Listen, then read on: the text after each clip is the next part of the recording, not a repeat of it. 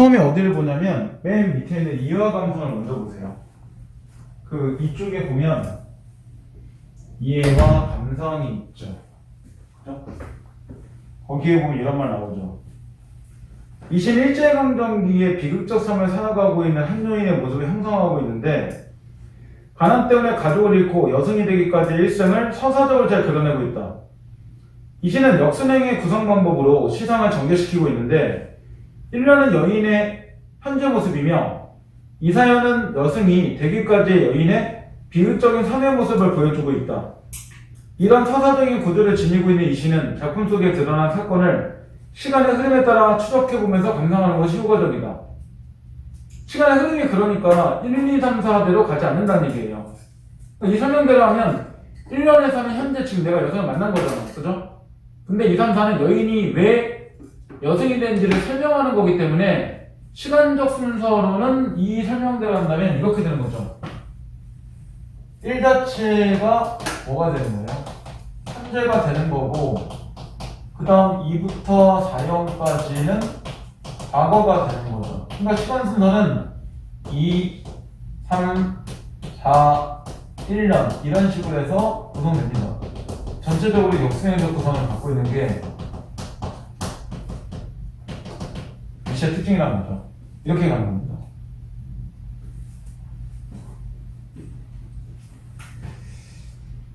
자, 다시 이제 그 밑에 이와 감성 보세요. 세 번째 문단, 두 번째 줄.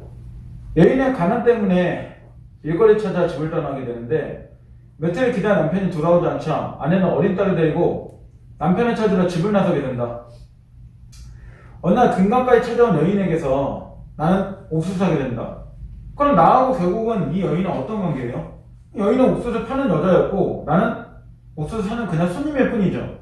둘은 별로 관계가 없어요. 뭐 니네가 만약에 뭐 편의점에 있는 가서 물건 살 때 그 알바생하고 만약에 인연이 있다면 그냥 물건을 사고 팔고 이게 끝이잖아요. 뭐 구구절절 보는 거 아니지 않잖아요. 지원이가 집 앞에 있는 편의점에 있는 그 언니가 뭐 가족관계가 어떻게 되는지 어디 학교 다니는지 뭐하다 이거 하고 있는지 알고 있나요? 관심이 없네요. 없는 게 정확하죠. 없는 게. 근데 이 사람은 어쨌든 뭐예요? 관심을 가지고 뭔가 물어본 게 있었으니까 이런 시를 쓴 거겠죠. 만약 안 물어봤다면 시는 쓰이지 않았겠죠. 아니면 이건 일부러 그냥 사람 만든 거고 시는 뭐 직접 자기 경험하고 얘기한 게 아니니까. 자, 남편이 집을 나간 지 10년 되는 애 어린 딸은 죽게 되고 여인은 머리를 깎고 한많은 속세를 떠나서 여성이 된다. 나는 쓸쓸한 모습의 여성을 만나 서로 인사를 나눈다. 자, 우리는 이 시를 통해서 일제강점기 속에서 한 여인이 겪는 비애감과 한많은 삶의 모습을 느낄 수 있다. 힘겨운 현실을 살아가는 한 여인이 세속을 떠나 여성이 되기까지의 삶을 보여주면서 이 작품은 일제강점기 때 가족들과 헤어지고 고향을 떠날 수밖에 없었던 우리 민족의 현실적 모습을 드러내고 있다. 특히 시적 화자가 관찰자가 돼서 서사적 사건을 압축된 형태로 참신한 비유 중에 제시하면서 서사성과 서정성이 조화를 이룬 성과를 보여주고 있다. 이게 무슨 말이냐면 나라는 사람이 통상적으로는 시의 화자잖아요. 그죠? 뭐 시적 화자라고 얘기하는데 이 사람 자체가 결국 이렇게 여성을 뭐 한다는 거야? 이거는 관찰한다는 거죠. 그러면 결국 얘가 뭐야? 여성이 이 글의 진짜 주인공이죠. 그러니까 나는 뭐 하고 있어? 소설로 친다면, 소설로 가능하다면 이거 소설이 아니긴 하지만 1인칭 모처럼 보인다는 거야. 관찰자처럼 보인다는 거죠. 왜냐면 자기 얘기하는 게 아니라 시적 대상인 여성의 이야기만 전달하니까. 이 사람은 자기 얘기 안 해요. 이 사람은 과거에 여성에게 옥수수 샀다 외에는 딱히 얘기하는 게 없어요. 시는 되게 간결하죠. 하나, 둘, 셋, 4개형밖에 없고 되게 압축적이죠. 자, 그럼 이제 시를 보세요. 이건 이제 필기 좀 최소화할 거고. 자, 여성은 학교하고 전화했다. 가지치의 내용 대가 났다. 가지치는 저도 뭔지 정확하게 몰라요. 먹어본 적이 없어갖고. 근데 산에 있는 그냥 나무 중에 하나니까 뭐 쑥, 뭐 갓, 이런 것 중에 하나 비슷한 거 있겠죠. 나중에 지원이가 먹어보고 얘기해주세요. 먹어서. 근데 가지치 냄새가 났다는 건 그만큼 뭐야? 이 여자가 산에서 오랫동안 살았다는 얘기겠죠. 그런 얘기예요. 쓸쓸한 낯이 옛날같이 늙었대. 그럼 옛날도 늙어 보이는데 여자는 늙어 보인다는 거죠. 이 여자는 노안기가 좀 있나 봐요. 원래 가난하면 노안기가 좀 있어요. 그죠? 잘 못 먹고 하니까 삐쩍 꼬니까 이렇게 맨날 불쌍하고 이렇게 꼬라 있잖아요. 그러니까 내가 보니까 옛날같이 여전히 늙은 모습을 갖고 있네 이렇게 얘기하는 거잖아요. 그리고 나는 그걸 보고 못 느껴요. 불경처럼 서러움을 느끼다. 관찰하면서 이 여자한테 못 느껴요. 서러움을 느끼죠. 그러니까 내가 서러움을 느낀 거는 이 여자가 불쌍하니까 서러움을 느낀다는 거지 자기의 삶에 관련된 서러움이란 건 이 글 속에서 나타나지 않아요. 그러니까 1년을 보면 이 얘기하는 거죠. 오랜만에 여성을 우연히 만난 거야. 근데 여전히 힘들어 보이니까 안타깝다 이 여자 이렇게 얘기하면서 2, 3, 4 뭐 하는 거야? 이 여자하고 과거에 있었던 일 한번 회상해 보고 떠올려보는 역할로 해보는 거예요. 자 이제 2연 평안도의 어느 산 깊은 금전판 나는 파리한 여인에게 옥수수를 샀다. 파리하다는 게 절대 좋은 뜻이 아니에요. 왜냐면 삐쩍 꼬랐다는 얘기니까. 보통 파리하다는 잘 못 먹은 사람들한테 파리하다 이런 식으로 쓰는 거죠. 자 이게 이제 과거에 뭐예요? 이 옥수수 샀다라고 나올 때 이 옥수수를 판 여인이 여성이 되는 거죠. 나중에 여인은 나이 어린 딸아이를 때리며 가을밤까지 차게 울었다. 차게 울었다는 나오죠. 거기 차다는 촉각이고 울었다는 청각인데 차게 울었다는 말은 이런 말이겠죠. 결국은 차게 울었다 사람들 얘기하면 이런 말과 똑같잖아요. 울음이 차다 이런 말인 거죠. 결국은 그러니까 결국은 얘가 먼저 나와야죠. 1번 청각이 먼저고 그 다음 2번 촉각이 나중이죠. 그러니까 청각에 촉각까지 이렇게 될 수 있는 거잖아요. 그럼 공감가 될 수 있겠죠. 그럼 딸이 왜 이렇게 때려? 딸이 옆에서 뭐 이렇게 뭐 힘드니까 보채겠죠. 막 엄마 나 집에 가고 싶어 놀았죠 이렇게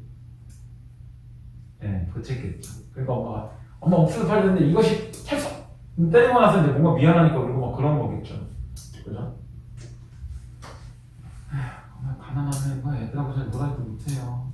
가난한 애들 나지 말아야 되나 봐요. 라는 생각이. 그러고 나서 3년에 뭐예요? 얘가 이제 이렇게 나오죠. 이제 내가 뭔가 물어봤겠죠. 이렇게 힘들게 뭐 이렇게 사세요. 이렇게 뭐 이렇게 물어봤으니까 아마 대답했겠죠. 섣발같이 나아간 지압이 기다려 10년이 지났다. 그러니까 이거는 이 여자가 나에게 얘기를 해줬기 때문에 아는 얘기겠죠. 지아비는 돌아오지 않고 여기서 근데 지아비가 정확하게 왜 나가는지는 알 수가 없죠. 근데 뭔가 지금 상황상 보면 돈 벌러 나온 거겠죠. 근데 아직 못 들어온 거죠. 지아비는 돌아오지 않고 어린까는 도라지꽃이 좋아 돌무더는 같다. 근데 실제로 도라지꽃이 좋아 돌무더는 같다는 건 죽었다는 얘기잖아요. 그러니까 이 3년의 삼행에서 안 쓰는 거는 결국은 여성의 딸의 죽음이죠. 근데 딸을 직접적으로 죽었다고 안 하고 그냥 꽃이 좋아 돌무더는 간 거야 이러고 끝냈잖아요. 간접적으로. 그래서 여기 나타난 표현법은 미화법이라고 합니다. 그러니까 아름답게 뭔가 꾸민다는 거죠. 비극을. 그런 게 보통 미화예요. 이 아름다움을 얘기하는 거죠. 아름다운 말로 꾸민다. 이런 말로 해서 나오는 게 좀 미화법입니다. 표현법 몇 개 나와요. 그래서. 그 다음 산꿩도 서럽게 우는 슬픈 날이 있었다. 그러면 산꿩도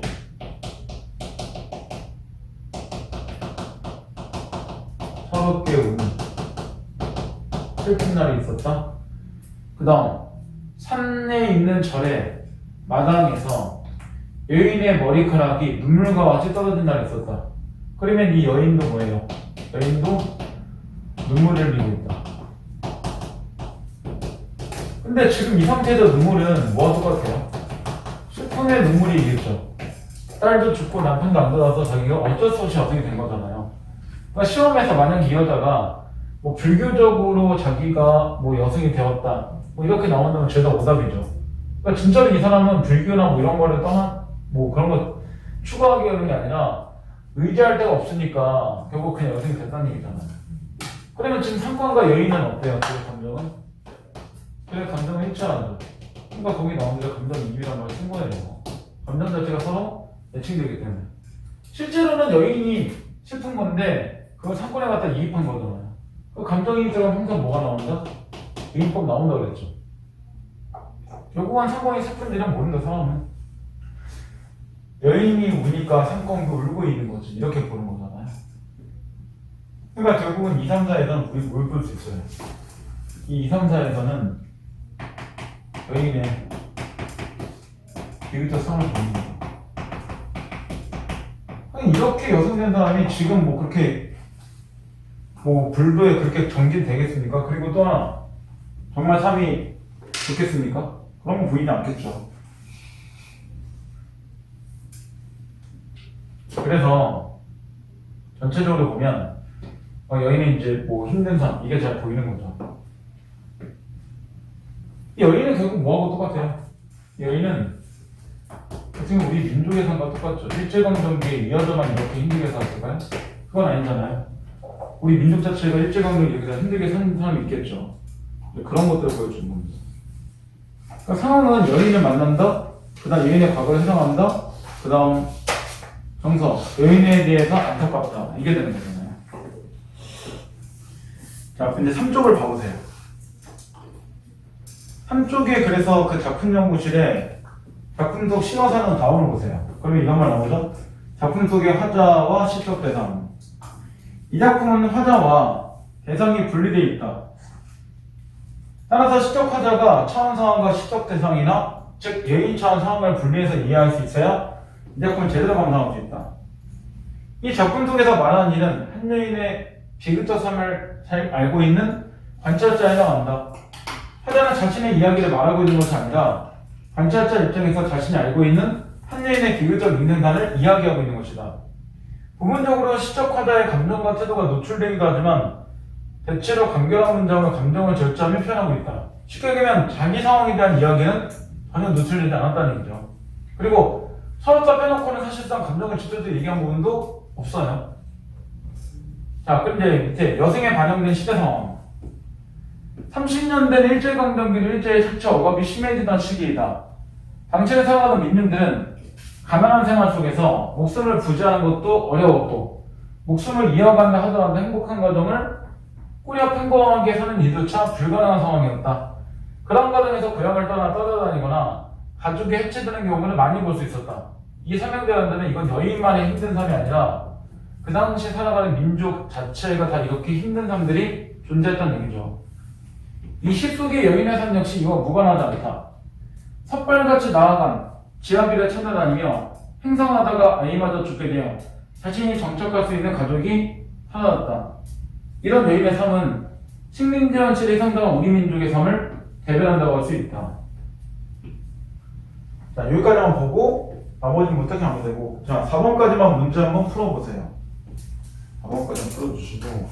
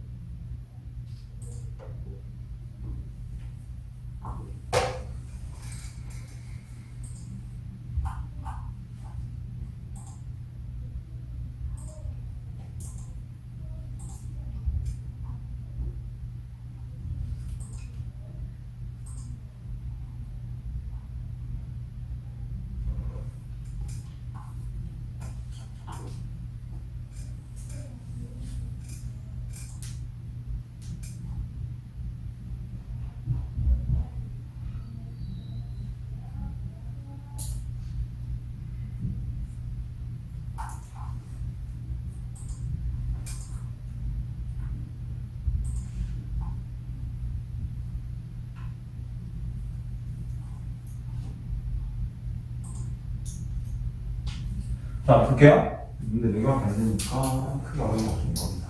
자, 1번. 적절한 건데, 자, 냉소적이라고 얘기하는 거는 거기 써있죠. 쌀쌀한 비만다. 근데 이건 자기 정서 일단 안 나도 잘. 네, 4번에 보면 관찰자 시선으로 누구를? 여성을 애처롭게 바라보겠다. 이렇게 되는 거죠. 주어는 좀 빠진 거고. 이쪽은. 정답 4번하고 나올 게 없죠.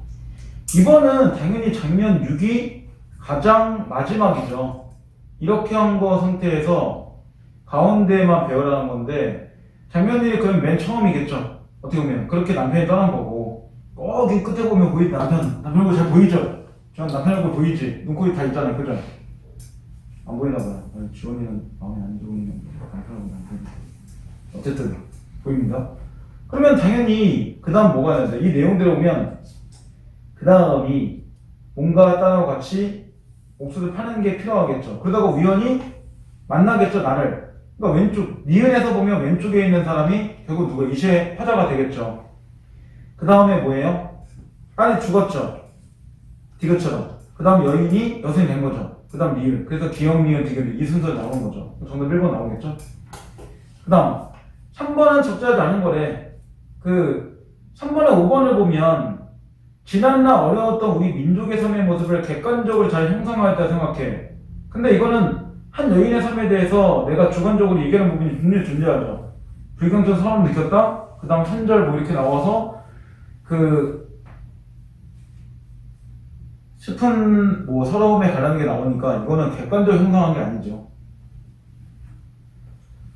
그 다음 5번에 나타난 갈등의 근본 원인은 뭐예요? 둘 중에 하나예요. 일제강점기라 써도 돼요. 정답을. 그죠? 일제강점기 때문에 결국 온 거니까. 아니면 뭐예요? 하나.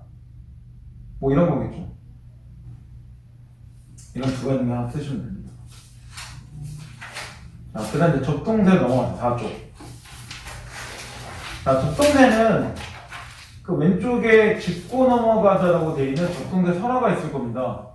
이걸 먼저 보세요. 이 설화 내용을 알고 가야 돼요. 왜냐면 김소월은 처음부터 이 설화를 그대로 갖다가 시로 쓴 거니까요. 자, 옛날 진두강가에 신남매가 살고 있었는데 어느 날 어머니가 죽고 아버지가 계모를 들였다. 뭐 얘기 들어본 적 있을 거예요. 계모가 포악하여 전실의 자식을 학대했다. 물론 이건 계모가 포악할지를 아버지가 알았다면 계모를 들이지 않았겠죠. 모르죠 뭐. 포악해도 얼굴이 어머나 예뻐갖고 뭐 아버지가 뻑 갔는지 알 수가 없죠 우리가. 모든 계모가 다 나쁘다고 할 수 없잖아요. 그죠? 근데 보통은 그런 설화들이나 동화들 보면 계모와 관련된 갈등 얘기가 뭐 신데렐라 콩쥐팥쥐 뭐 장화홍련전 이런 것 중에 보면 몇 가지 좀 나오죠. 소녀는 나이가 들어 박천의 어느 도령과 혼양을 맺었는데 부자인 약혼자 집에서 소녀에게 많은 예물을 보내왔는데 이를 시기한 계모가 소녀를 장롱 속에 가두고 불을 일렀다. 살인이잖아 이거. 그러다 재 속에서 한 마리 적동새가 날아올랐다. 딱 봐도 이 적동새는 뭐예요 그러면? 죽은 누이의 화신이죠. 적동새가 된 소녀는 계모가 무서워 남들이 다 자는 야산경에만 9동생이 자는 창가에 와서 슬피 울었다고 합니다. 보통 여기까지 끝이에요 이야기는. 그 다음 또 다른 이야기는 그냥 뭐 참고 삼아서 이본이 뭐 존재하기도 하는데 설하니까 당연히 뭐 여러 가지 이야기가 존재하겠죠. 조금씩 바꿔서 마지막 분이 좀 다른데 관가에서 전후 사정을 알고 괴물을 불태워 죽여버린다. 재 속에서 까마귀가 나왔는데 적동새는 계모의 화신인 까마귀를 피해서 야산경에 와서 울었다는 것이다. 원래 콩쥐팥쥐 같은 경우도 여러 가지 이야기 있잖아요. 실제로 팥쥐가 죽는 결말도 있고 죽지 않는 결말도 있어요. 이야기 보면 팥쥐 죽어갖고 그거 젖다 마갖고 팥쥐 엄마한테 주고 팥쥐 엄마가 어머 이렇게 많이 했어요? 응 네 딸이야 와! 뭐 이런 것도 있잖아요. 그죠? 이런 것도 있고 그렇지 않은 것도 있고 그리고 뭐 콩쥐가 결국 마지막에 둘이 용서해서 결국은 다 잘 먹고 잘 살다 이렇게 끝나는 것도 있고 그렇습니다. 그러니까 설화 자체는 원래 구전된 이야기이기 때문에 여러 가지 이야기가 있죠. 밑에 보면 그런 거 잘 나와요. 그 무서운 설화 치면 눈 빨갛게 하고 무서운 설화 많이 나와요. 얘네도 뭐 그림에 재주 있거나 뭐 연기가 되거나 그럼 유튜브로 한번 도전해보세요. 유튜브로. 저는 하지 않겠습니다. 딱히 할 콘텐츠가 없네요. 유튜버로 성공하는 것도 어려운 것 같아요. 유명만 좀 그런 거. 자, 밑에 그리면 이화감성 먼저 보세요. 이화감성 보면 이렇게 나오죠. 이 시는 우리 민족의 가장 보편적이며 전형적이라 할 수 있는 한해 정서를 주제로 하고 있다. 한, 이런 게 뭐예요? 이번에 정관할 때 나오는 그 한을 얘기하는 거죠. 그게 우리나라만의 꼭 보편은 아니긴 한데 우리나라 시에 보면 그런 정황과 연결되는 시가 제일 많아요. 기본 라인은. 왜? 그게 인간이 하는 가장 보편적인 일이니까요. 일부 딸에 대한 계모의 확대, 하늘의 진이고 주군운의 접동세력의 환생 등 한이라는 주제를 표현하기 위해서 고전설화에서 모티프를 차용한 소재들을 등장시키면서 소재와 정서면에서 우리 문학의 전통을 충실하게 계승하고 있다.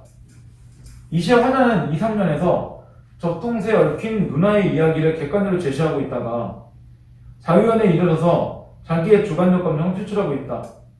누나라고 불러보려 오 불서러 라는 식을 통해서 동생들에 대한 애틋한 그리움과 안타까움으로 저승해가지 못하고 접동사가 되어 떠도는 애절한 누나에 대한 정과 슬픔을 말하고 있는 것이다. 아오레비에서 환음전상. 그러니까 원래는 이게 환음전한 게 아오레비인데 아오레비 말을 조금 더 줄여서 편하게 할 수 있게 만드는 게 환음조라고 얘기해요. 환음조가 문제를 니네한테 직접 묻는 문제 나오지 않을 거니까 환음조랑 그냥 단어만 기억하면 돼요. 이건 발음을 좀 더 편하게 할 수 있는 현상 뭐 이런 걸 얘기해요. 아오레비보다 아오레비가 훨씬 더 발음이 편해지죠. 불설화나 오락동생과 같은 방언 등의 활용 등에서 볼 수 있듯이 이 시는 시와의 선택과 활용에 대한 세심한 배려에 의해 원함과 슬픔의 정서를 극대화하며 성공하고 있다. 특히 접동세의 울음소리를 의성화한 접동접동의 반복과 아오레비 활음조를 시켜서 9명의 남동생과 접동세의 한스러운 울음소리를 동시에 뜻하는 아오레비라는 시어는 언어를 다루는 소월의 천재적 능력을 유광을 적어주고 있다. 뭐 천재적 능력까지 우리가 몰라 상관없지만 어쨌든 그 설화 내용을 조금 시로 좀 잘 압축했다. 뭐 이 정도로 볼 수 있겠죠. 김소월의 특징 중에 하나가 결국은 그거죠. 인효조 이런 건데 이것도 그런 거를 잘 보여줍니다. 처음에 1년 이제 보세요. 보면 느낌이 이런 거예요. 접동사니까 접동 뭐 이렇게 실제로 울리는 데는 아무도 모르죠. 그죠? 혹시 아시나요?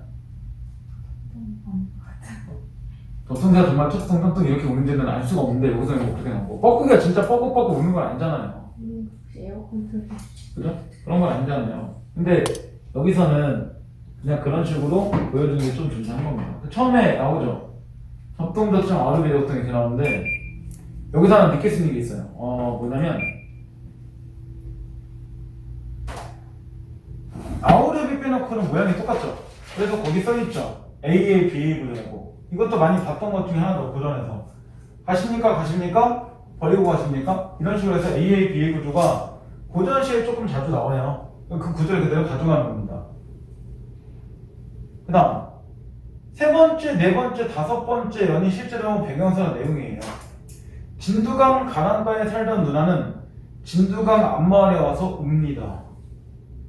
뭐 이게 이제 처음에 시작을 얘기한 건데 특히 이언을 보면 이게 잘 보여요. 이언을 보면 진두강 가난가에 살던 누나는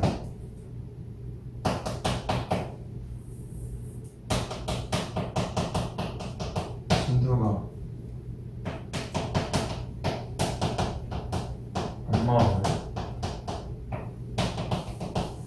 어서 오는 이렇게 있는데 자 이번에 가끔 시험에 나오니까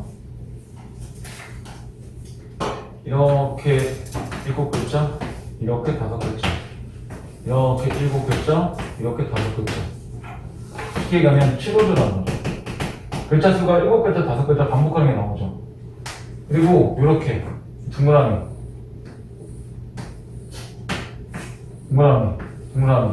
보면 진두강 하나 강가에 하나 살던 누나 하나 진두강 하나 아까 와서 옵니다 하나 동그라미들 3원보죠. 그러니까 3원보하고 친구들을 끌어와. 그게 이 사람의 특징인데 보통 이런 것들을 가지고 미녀들하고도 얘기하죠. 왜냐면 미녀가 보통 이런 식으로 3원보, 4원보 형태로 이루어지는 거니까요. 근데 그래도 못 읽다. 이건 내질이에요. 왜냐면 이거 미녀가 아니잖아요. 미녀 조를 끌어왔다는 거지 미녀 자체가 아니기 때문에 내용질이 아닙니다. 시도도 아니기 때문에 나중에 시험에서 이거 뭐 정형적인 형식이다 이렇게 나오면 다 오답이죠. 내용질이 아닙니다. 요거는 김설의 시에 잘 보인 특징 중 하나니까 잘 기억을 하시면 되고요.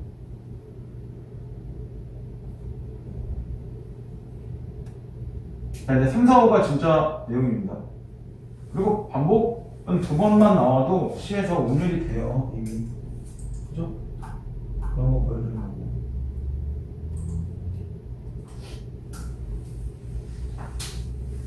자, 3년. 옛날, 우리나라 먼 뒤쪽에 진두강 가랑가에 살던 누나는 의붓어머니 시샘에 죽었습니다. 누나는 너무 안타깝게 죽은 거죠. 자, 누나라고 불러보려? 오, 몹시 서러워. 시샘에 죽은 우리 누나는 죽어서 적동세가 되었습니다. 그러니까 적동세에는 반드시 뭐가 들어가 있어요? 누이가 죽고 싶어 죽은 게 아니라 시샘이 어쩌서 죽은 거니까 나온 대로 보니 적동세에는 반드시 뭐가 들어가 있다? 죽은 누나의 그런 누이의 한이 들어가 있죠. 그러니까 결국은 귀신 상태나 아니면 분신 상태로 다시 이 지상에 머무는 거잖아요. 만약에 편안하게 갔어. 그럼 둘이 귀신으로 다시 또는 이렇게 뭐 새로 다시 태어나는 게 없겠죠. 그러니까 다시 이 사람이 지상에 떠들고 있다는 것 자체가 뭔가 아직 한이 덜 풀린 거죠. 뭐 진짜 그런지 안 썼죠. 그 다음 9이나 되던 오래 동생을 죽어서도 못 잊어 차마 못 잊어 야상경 남다 자는 밤이 깊으면 야상경 보통 밤 11 정도 시간이죠. 뭐 그렇게 늦은 밤에 밤이 깊으면 이산전한 울마가며 슬피웁니다. 왜 이렇게 울마가? 계모가 무서우니까요. 이 선한 내용대로 하면 이 누이가 완전 나이가 있는데도 불구하고도 불에 태워 죽여버렸잖아요. 그건 무섭죠. 진짜 팔찌 엄마가 내 눈앞에 있다고 생각해보세요. 무서울 것 같은데? 그죠? 일단 못생겼고 싸납고 어떻게 생겼을 거냐? 인간이 무섭고 다 계모가 그런 건 아닙니다. 뭐 좋은 계모가 있을 수 있겠는데 나중에 내가 계모가 될지도 모르잖아요. 그죠? 저는 일단 아닙니다. 저는 뭐가 될 수가 없으니까. 저는 부자나 계모? 계모까지는 아닐 것 같아요. 만약 제가 여기서 이제 살게 된다면, 혼자 살게 되면 그냥 혼자 살 것 같습니다. 이 나이에 결혼은 좀 귀찮을 것 같아요. 나 욕심 먹고 갑자기 진정한 사람 떠나도 얼마 전에 뉴스 보니까 대만에 나이 60하고 20 뭐 이렇게 되는 분도 뭐 사랑 뭐 이런 걸 나오는데 물론 그 남편인데 죽었나 봐요. 뭐 암 걸려서 40살 연하 좀 40살 연하 좀 과하지 않나. 근데 뭐 아니, 정말 사랑하면 뭐 100살하고 50살도 살아났으면 있겠죠. 법적으로는 100살하고 19세는 좀 그러니까 최소한 100살하고 20살 정도까지는 가능하지 않을까요? 한님은 그런 거 안 좋아하는 거예요? 예. 지원이는 글쎄요. 지원이가 100살일 때 20대 남자 좋아하지도 일단 100살까지 살아봐야지 생각해보겠죠? 저는 힘들 것 같습니다. 100살까지는 못 살 것 같아요. 자, 이제 5쪽으로 보세요. 어쨌든 걔는 나쁜 여자, 이런 거 정도 많이 기억하면 되죠? 이것도 되게 비슷한 얘기들 많죠. 그래서 자, 거기 적분영웅시에 보면 나오죠. 그 적동색 이미지. 이 시의 적동색 이미지는 한의 표상이다. 왜? 선한 내용이 이미 한이잖아요. 세란 비상하는데 그 본연의 의미가 있다. 비상하면 떠오르는 거 O2? 그런 거 아닌가요? 실제로 이 비상이라는 거는 상승한다는 거잖아요. 원래 생각 그게 날아다니니까.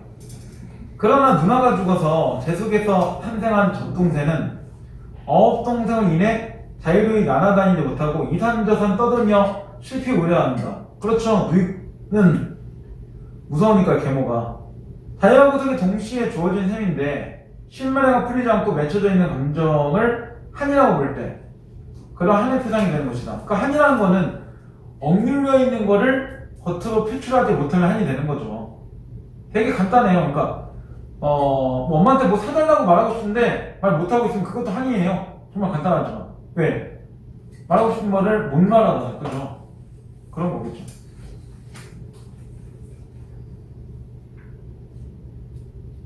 자, 이런 적동생 이미지를 시인 내면의 상실 의식이 투영된 것으로 볼 때 일제강점하에서 지식인으로서의 허무의식과 슬픔을 드러낸 것이라고 볼 수도 있다. 우리 이렇게 보는 거는 조금 오버하고 이거 시대와 험당이 많이 가미돼서 보는 건 시험 문제 안 나올 겁니다. 자, 그 다음 두 번째까지만 볼게요. 적동생의 화자. 이화영과 사연의 화자는 누나가 죽어서 적동생을 변했다고 생각하는 남동생으로 설정되어 있다. 그런데 3년에서는 옛날 우리나라 먼 뒤쪽이라고 해서 화자가 옛날 이야기라는 현대인으로 바뀌는 한편 그러면서도 누나라는 호칭을 그대로 사용하고 있다. 말하자면 이 작품의 시적 화자는 죽은 누이의 남동생과 우리나라 현대인 전체를 넘나들고 있어 누구라고 확정지어 말하기가 조금 힘들다. 근데 이렇게 나와도 우리는 뭐라고 보면 돼요? 남동생 중에 한 명이 화자이다. 그냥 이렇게만 보면 돼요. 자, 그 다음 이는 결국 우리 시에서 노래하고 있는 한이 죽은 누이와 동생들만이 아닌 우리 민족의 보편적 감정을 뜻할 수 있다. 왜? 한이란 건 누구나 가질 수 있는 거니까. 그리고 누구나 이별을 하니까 보편성은 어쨌든 가질 수 있다는 거죠. 우리도 많이 이별하고 살아왔잖아요, 지금까지. 그게 꼭 남녀간이 아니라 가족이 아니더라도 뭐 친구들끼리도 또 아니면 내가 갖고 있는 뭐 반려견이나 뭐 이런 거라도 어쨌든 이별을 계속 하고 살아오는 거니까요. 인간은 원래 만남이란 인간의 삶이라는 게 원래 만남과 이별, 만남과 이별 이런 게 반복하면서 살아가는 거니까요. 뭐 엄마 아빠도 마찬가지죠. 언제까지나 엄마 아빠가 같이 살 것 같지만 꼭 그렇지 않을 수도 있겠죠. 나중에 되면 이미 엄마 아빠를 보세요. 할머니 할아버지하고 같이 안 있다면 니네도 비슷한 삶을 살아가겠죠. 저도 마찬가지. 엄마 아빠하고 지금은 뭐 한 달에 한 번이나 보면 자주 볼까나 뭐 그러겠죠. 얼마나 맨날 전화 엄마 받으면 아니 아빠한테 전화해야 돼. 아빠가 할 말 없네. 그래 자꾸 해야지 네가 전남인데 이렇게 자꾸 전화하는 저희 어머니 할 말이 진짜 없어요. 예, 왜 했냐? 엄마가 하라고 했어요. 라고 하기도 그렇고 그죠? 전화는 왜 했냐고 물어보는데 엄마가 시켰는데요 라고 하는 거 너무 웃기잖아요. 그냥 했어요. 다 지내시나.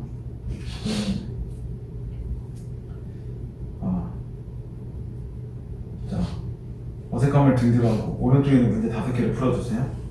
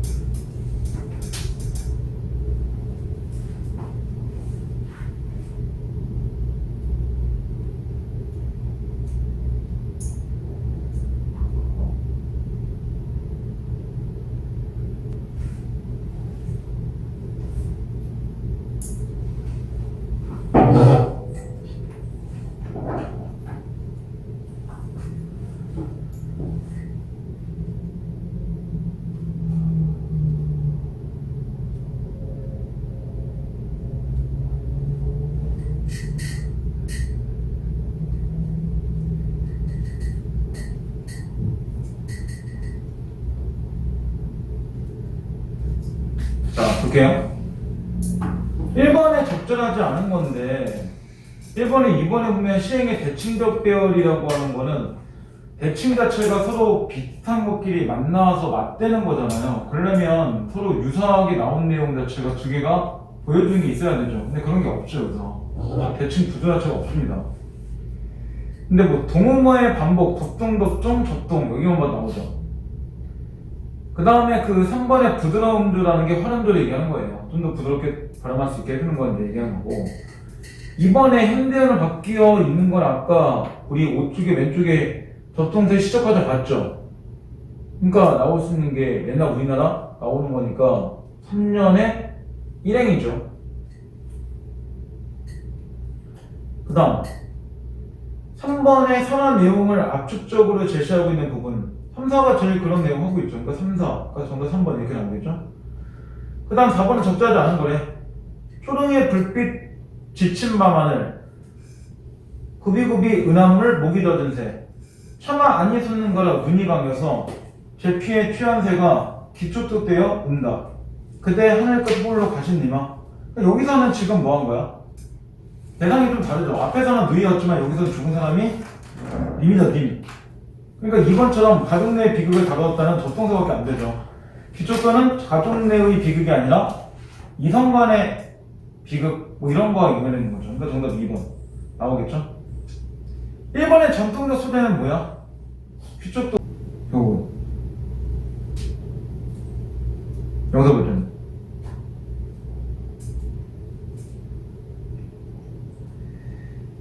그 다음 5번에 적절하지 않은 건데 5번에 2번 니은의 몹시 서러워는 슬픔은 있는데 분노는 아니죠. 그러니까 분노는 빼야죠. 몹시 서럽다가 분노를 표출하고 있는 건 아닌 거예요.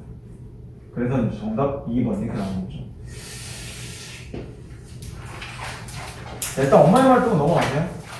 그리고 뒤에 넘어가면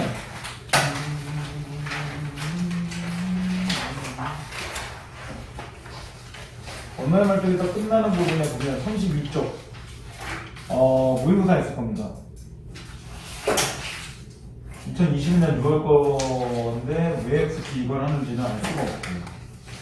어쨌든 뭐 시험 보겠다는 거니까 하긴 해야죠. 차라리 첫 번째 점이 더 쉬워요. 학교의 순서에 뭐 이거 니네 맞춰서 바꾼 거고 이건 원래 원문대로 보는 거니까 이게 16부터 20 뒤에가 30몇 번 이렇게 되는데 방학쯤이죠.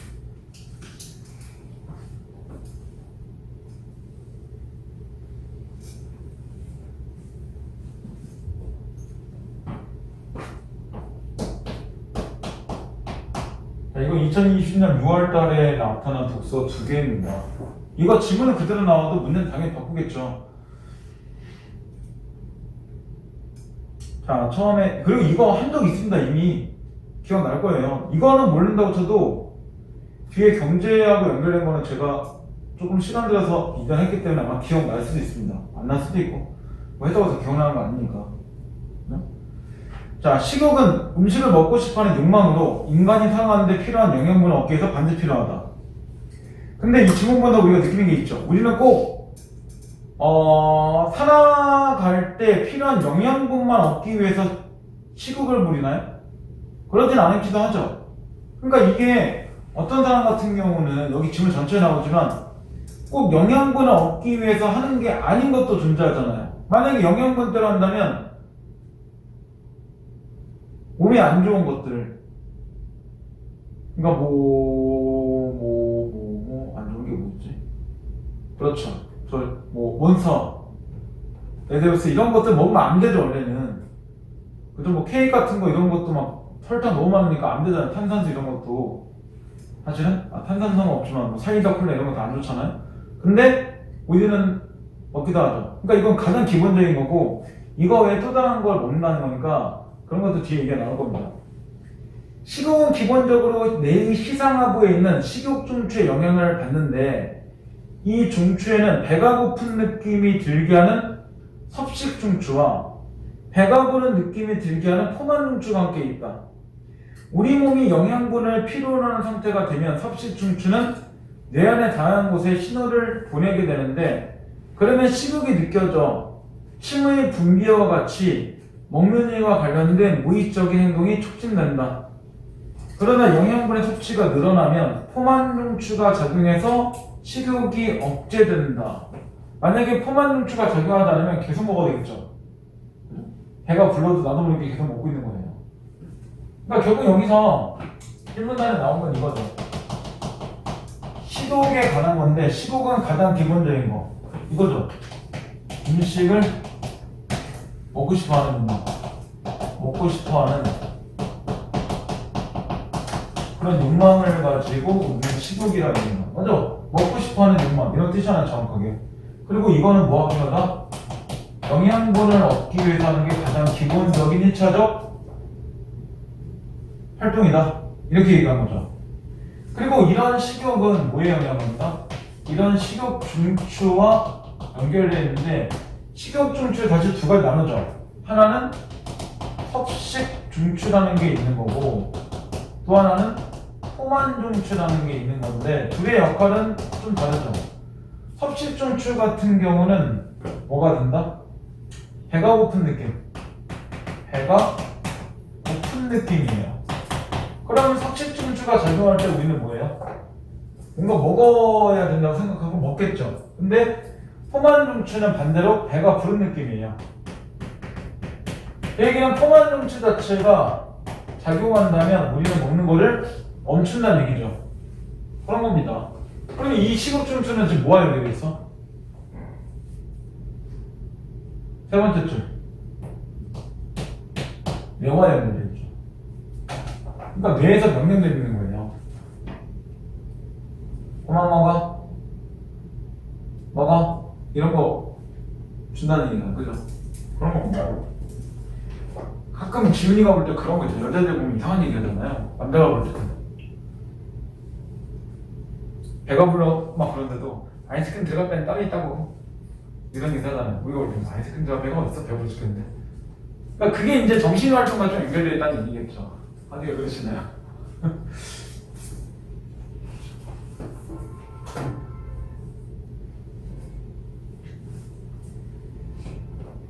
자, 그렇다면 뇌에 있는 섭식중추나 포만중추는 어떻게 몸속의 영양분의 상태에 따라 식욕을 조절하는 것일까?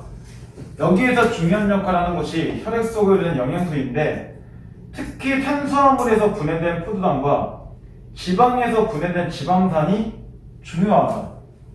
그리고 이 설명에서 볼 때 어쨌든 이렇게 연결되어 있죠. 또 탄수화물과 연결된 거 뒤에 문제 하나 연결돼서 그러는데 이거와 연결된 게 뭐예요? 이거와 연결된 게 포도당이죠. 그 다음에 지방과 연결되는 게 뭐예요? 이런 것과 연결되는 게 지방산이죠. 이렇게 되는 거죠. 문자분이. 자, 먼저 탄수화물이 식사를 통해서 섭취된 후에 소당에서 분해되면 포도당으로 변해 혈액 속으로 수된다. 그러면 혈중 포도당의 농도가 높아지고, 그렇죠. 흡수하니까 당연히 농도가 높아질 거 아니에요. 이를 줄이기 위해서는 췌장에서 인슐린이라는 호르몬이 분비된다. 그러면 쉽게 얘기하면 이런 포도당 자체가 이렇게 증가되면 뭐한다? 증가되면 췌장에서 이런 인슐린 자체가 분비가 되는 거고, 이렇게 되면 뭐한다?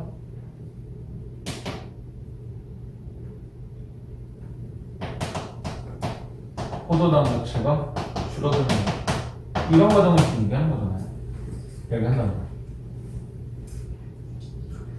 자, 이 포도당과 인슐린이 혈액을 타고 시장압으로 이동해서 포만중추의 작용을 촉진하고 섭식중추의 작용은 억제한다.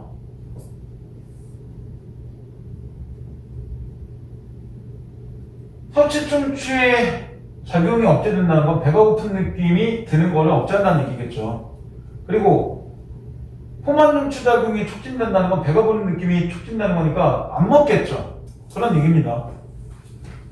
반면에 지방은 피부 아래 조직에 중성지방 형태로 저장되어 있다가 공복 상태가 길어지면 혈액 속으로 흘러간 간으로 운반되고, 그러면 부족한 에너지를 보충하기 위해서 간에서 중성지방이 분해되고, 이 과정에 생긴 지방산이 혈액을 타고 치장압으로 이동하여 섭식중추의 작용을 촉진하고 포만중추의 작용을 억제한다. 그럼 섭취중추의 작용을 촉진된다는 건 뭐야?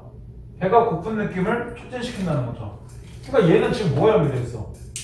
얘 같은 경우하고 얘 같은 경우 세 역할이 다르죠. 얘는 뭘 누리는 거야? 말 그대로 호만중추 자체를 어떻게 하고 있는 거야?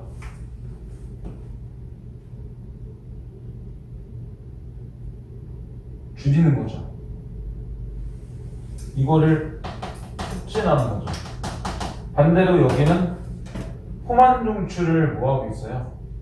이거를 억제하죠. 그럼 저거하고 반대겠죠. 그러니까 여기는 뭐에 연결된 거야?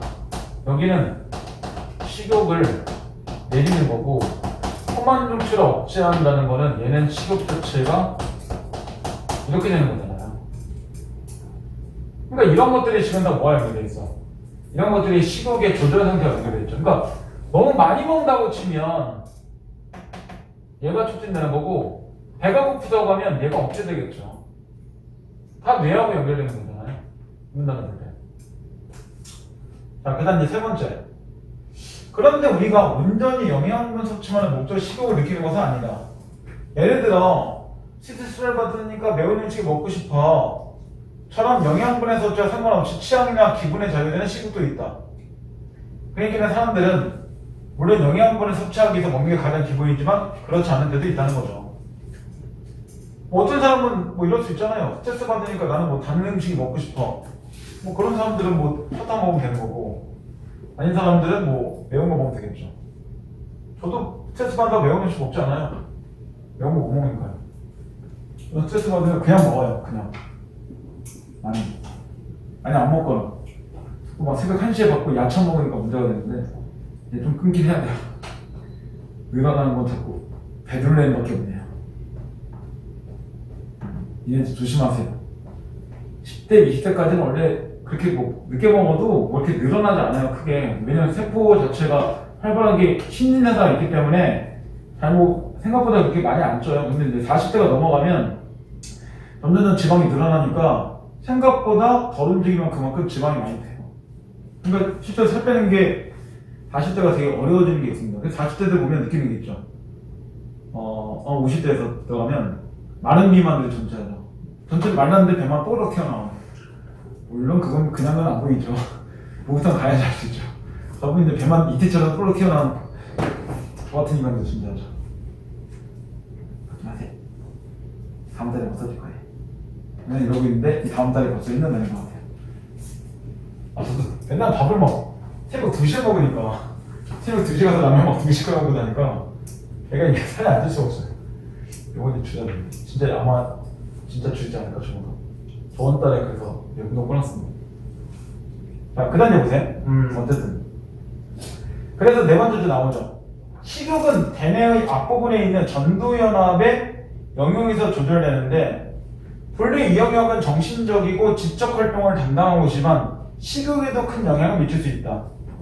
이곳에서는 음식의 맛이나 냄새 등 음식에 관한 다양한 감각 정보를 정리해서 종합적으로 기억하는데 맛이 없어도 건강을 위해서 음식을 섭취하는 것과 같이 먹는 행동을 이성적으로 조절하는 일도 이곳이 담당하는데 이런 전두연합의 영역의 지령은 신경세포의 신호를 통해서 섭식중추와 포만중추로 전해지게 되어 있다.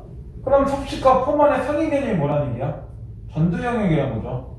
그러니까 세 번째 문단을 볼 때 이런 전두 연합의 영역이 있는 거고 여기서 기본적으로 다시 뭐로 해요? 이 지령이 내리는데 그게 섭식중추로 가거나 포만중추로 간다는 건데 전두연합의 영역은 몇 가지를 담당해요? 이 설명대로 한다면 정신과 지적인 거를 담당하면서 거기다 뭐까지?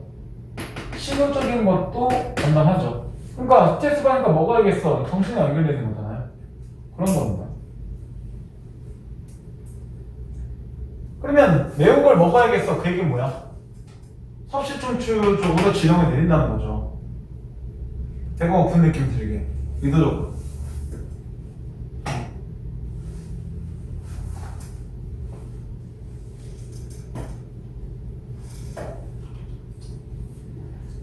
그러면 처음에는 사이에는 이렇게 얘기했죠. 전두영역에서 바로 가는 게 아니라 이 사이에 지금 뭐가 존재해요? 이 사이에는 맨 마지막 신경세포의 신호가 필요하죠. 여기서 신경세포 쪽으로 간 다음에 그게 섭식과 폼을 나눠주는 과정이 나오는 겁니다. 자, 이제 마지막 네 번째. 한편 전두연합의 영역의 기능을 알면 음식을 먹은 후에 이젠 더 이상 못 먹겠다라고 생각하면서도 디저트를 먹는 현상을 쉽게 이해할 수 있다. 흔히 사람들이 이젠 더 이상 못 먹겠다고 생각한 이유는 실제로 배가 찼기 때문일 수도 있고 아니면 배가 차진 않았지만 특정 맛에 질렸기 때문일 수도 있다. 사람들은 결국 배가 차거나 아니면 특정 맛에 질리면 더 이상 먹기를 멈춘다는 거죠. 그런데 이런 상황에도 불구하고 디저트를 먹는 현상은 다 전두연합의 영향을 받는다. 먼저 배가 찬 상태에서는 전두연합의 영향으로 위 속에 디저트가 들어가는 것을 마련할 수 있다. 전두연합의 신경세포가 맛있다와 같은 신호를 섭식중추로 보내면 거기에 오렉신이라는 물질이 나온다. 오렉신은 위의 운동에 관련되는 신경세포에 정해서 위의 내용물을 밀어내고 다시 새로운 음식이 들어갈 공간을 마련한 것이다. 다음으로 배가 차지 않은 상태지만 전두연합의 영향으로 특정 맛에 질릴 수도 있다. 그래서 식사가 끝난 후에 되게 단맛의 음식을 먹고 싶어 하게 되는데 이는 주식이나 반찬에는 그 단맛에 내는 음식이 없기 때문이다. 따라서 우리가 디저트 먹을 때 그 디저트 먹을 배는 따로 있다라고 하는 것은 생물학적으로 충분히 설득력이 있는 표현이긴 하다. 라고도 하네요. 그럼 마지막에 볼 때 이거죠. 섭식중추와 연결되는 게 뭐예요? 여기에 연결되는 게 이게 오렉신이죠. 이렇게 오렉신 자체가 섭식에서 나오면 뭐가 된다? 그 새로 음식이 들어갈 공간이 생긴다는 거예요. 공간이 생기면 당연히 뭐예요? 새로 음식을 먹겠죠. 이런 과정입니다. 왜 전체적으로 이제 보여주는 과정이 그렇다는 거죠.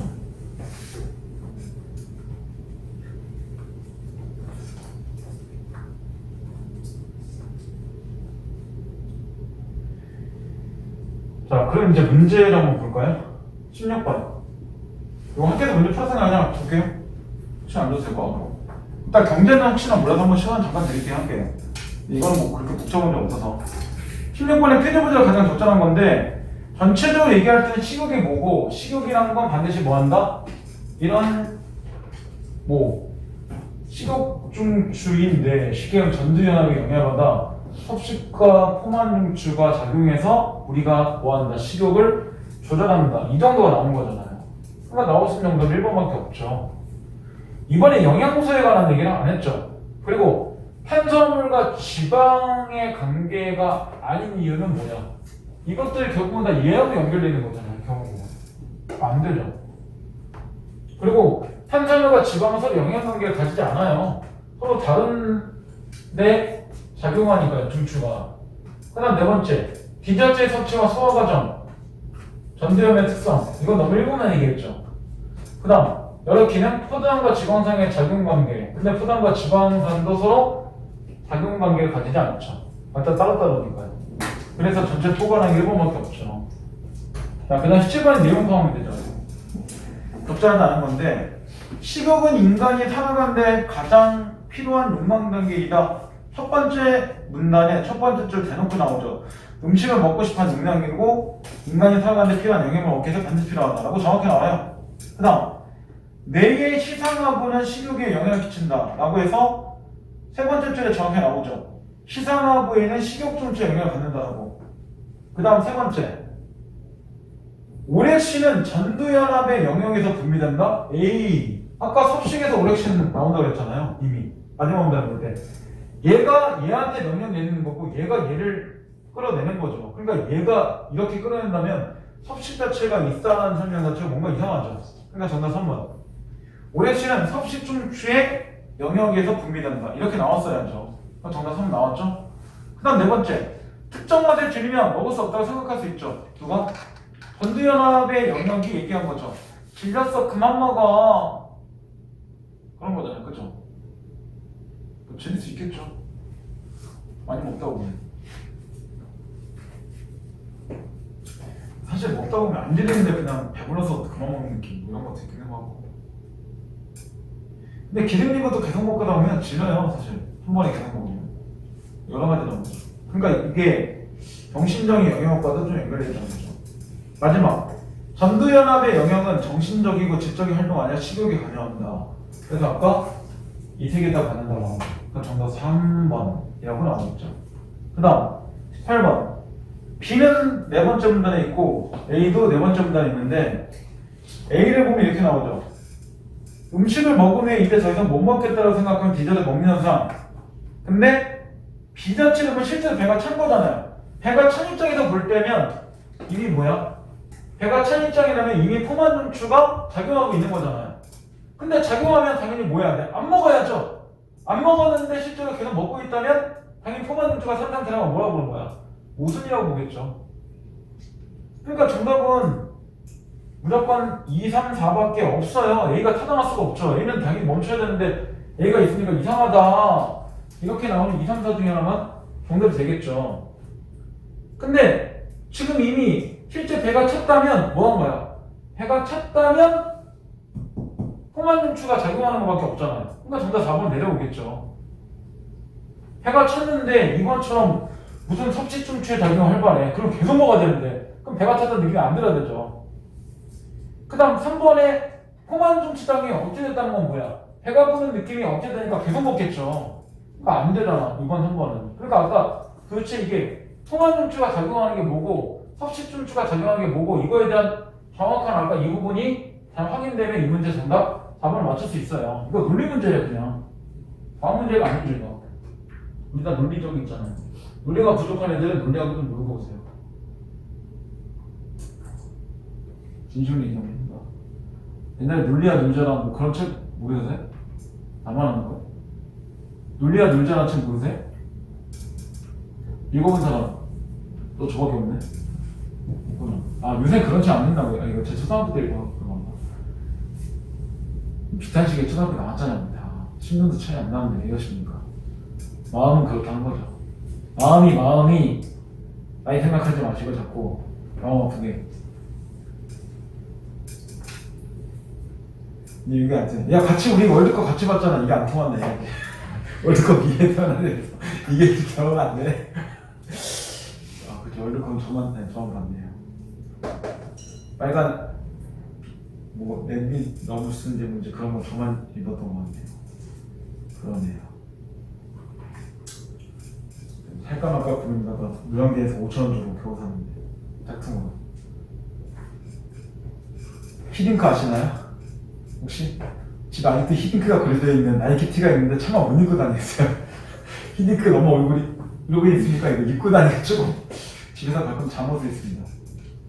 아 그 당시에는 비싸게 샀는데 이게 2002년대 상경 나이도 그래 옷이 정말 나이키는 좋네요. 안 썼고 아이고 잘 늘어나지 않아요. 그래서 좋은 거 사나 봐요. 그죠? 지금은 뭐 나이키는 뭐 흔한 거. 자 그 다음 이제 19번 보세요. 19번 이거 기억니은 디귿은 뭘까요? 이게 문제가 중요하죠. 일단 기억은 아까대로 본다면 포도당하고 연결되는 게 탄수화물과 연결되는 거잖아요. 그러니까 여기서 기억은 무조건 뭐야? 포도당이죠. 그 다음 디귿은 앞에 뭐가 나왔어요? 간이 나왔죠. 간이 나왔으면 저거밖에 없죠. 지방산밖에 없죠. 지방산 나온 부분에서 아까 A번에서 그 지방 얘기 나왔습니다. 그러니까 이거 지방산이죠. 그럼 니은은 뭘까요? 최장에서 나오는 거는 이듈린이죠. 그죠? 이렇게 나오죠. 최장 이듈린이라고. 정확히 나오죠. 그러니까 처음부터 기억 니은 디귿이 이렇게 된 상태에서 문제를 푸는 겁니다. 문제 알아야지 갈 거 아니에요. 그럼 1번에 기억기항이 줄어들면 니은이 분비된다? 뭔 소리야? 이게 줄어드는 게 아니잖아. 그러면 이게 포장이 늘어날 때 인슐린 분비된다고 아까 분명히 읽었죠, 우리는. 그러니까 1번은 거꾸로 가는 거죠. 기억이 늘어나면 니은이 분비된다. 이렇게 갔어야죠. 그 다음, 기억과 니은의 양이 많아지면 배가 고픈 느낌이 든다? 배가 고픈 느낌이 들까요? 기억과 니네양이 많아지면 오히려 배가 고픈 느낌이 안 들 겁니다. 푸던과 이중 자체가 되는 거니까. 이게 늘어나면 배가 부른 느낌이 점점 들어야죠. 식욕 자체를 억제하는 겁니다. 그죠? 그러니까 이 거꾸로 하는 거잖아요. 세 번째, 공복 상태가 길어지면 기억과 디귿은 하부의 명령을 식욕 중추에 전달합니다. 근데 하부는 뭘 명령하고 이런 거 안 하잖아요. 식욕 중추가 하부한테 명령하는 거죠. 거꾸로 얘기하고 있잖아요, 이거.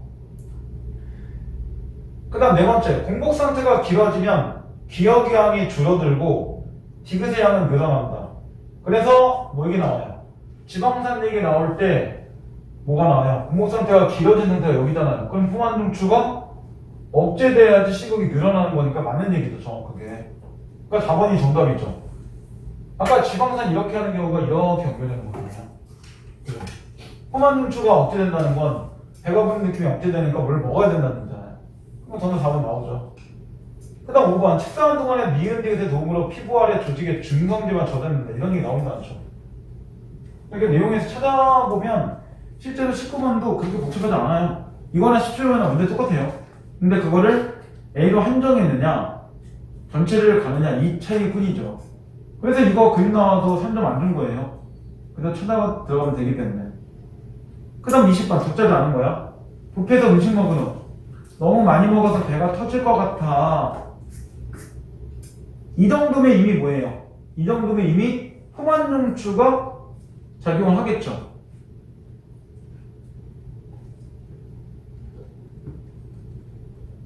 나도 배부르긴 한데 그래도 내가 좋아하는 떡볶이를 좀 더 먹어야겠어. 이게 아까 뭐하고 똑같아요? 마지막 문단은 A와 똑같죠. 잠시 디저트를 들어보며 예전에 여기서 이 과자 먹어봤는데 정말 달고 맛있었어. 오늘 더 먹어볼까? 이게 단 음식 지금 먹고 싶어 하는 거죠. 조금 전에 배가 터질 것 같다고 하지 않았니? 후식을 먹을 뻔에 따르겠단 말도 못 해봤어? 와, 그게 또 들어가 진짜 대단하다. 나는 입맛에 안 맞지만 건강 위해서 녹차 마셔야겠어. 그럼 얘는 뭐 한 거야? 맞아, 녹차 마시는 건 영양분 섭취 때문에 그런 게 아니라 정신과 지적 영역에서 일부 이거 괜찮으니까 먹어봐 이런 식이 나오는 거죠. 그럼 1번에 볼 때 오렉신의 영향으로 후식이 들어갈 공간이 마련된다. 분명히 아까 오렉신이 생기면 새로운 음식이 들어갈 공간을 마련한다고 얘기했죠. 그죠? 맞아요. 근데 2번 섭식중추의 작용으로 뷔페의 과자가 맛있다고 떠올릴 수 있다 라고 나오는데 우리가 이런 맛있다고 떠올리는 과정은 다 어디서 해요? 얘네가 하는 게 아니죠. 뇌가 하겠죠. 뇌가 먼저 작용하고 여기다 내리는 거죠, 명령을. 그러니까 당연히 이런 생각은 얘가 하겠죠. 전두연합의 영향에서 하겠죠, 내 쪽에서. 그러니까 정답 2번. 이렇게 되는 거죠. 전국 전두연합이 작용하면서 섭식중추한테 명령을 내리는 거죠. 배가 고픈 느낌이 들게끔 만들어버리는 거니까요. 그러니까 정답 2번. 세 번째, 영양분과 무관하게 떡볶이 먹고 싶다고 생각할 수 있다. 그러니까 단 음식 먹게 되는 거는 영양분과 무관한 거죠. 이미 배가 찬 상태인데 먹는 거니까. 그 다음 네 번째, 아까 얘기했으면 안 해도 될 것 같고 마지막, 디저트를 둘러보기 전까지는 섭식중추 작용이 점점 억제되었겠군. 그죠? 둘러보기 전까지는 그럴 수 있죠. 근데 둘러보면서 갑자기 섭식중추가 작용해서 먹게 되는 거니까요. 그러니까 5번도 맞는 얘기가 되는 거죠. 이렇게 가는 겁니다.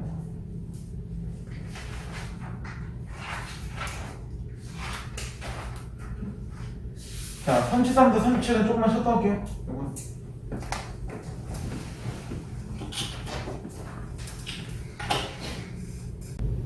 이 질문이요. 이거 했어요. 네. 왜 앞에 과학은 안 하고 이거 했어요? 아니, 과학을 한 번도 있었는데 이거 안 하고. 근데 아마 이제 하겠죠.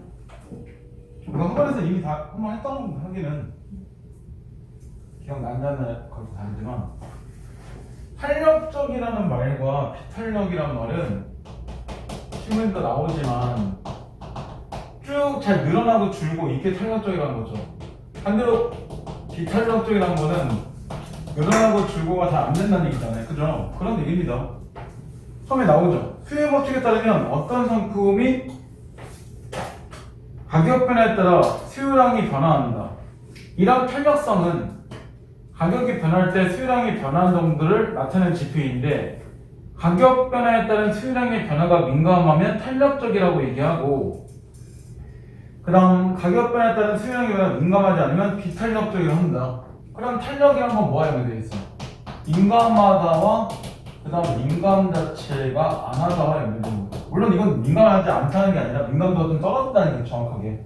근데 이건 민감도가 높다는 얘기고 민감도가 낮다는 얘기죠. 비탄력이라는 거. 그러니까 민감하면 다른 걸로 가격한다는 얘기잖아요. 그렇지 않으면 그냥 간다는 얘기죠.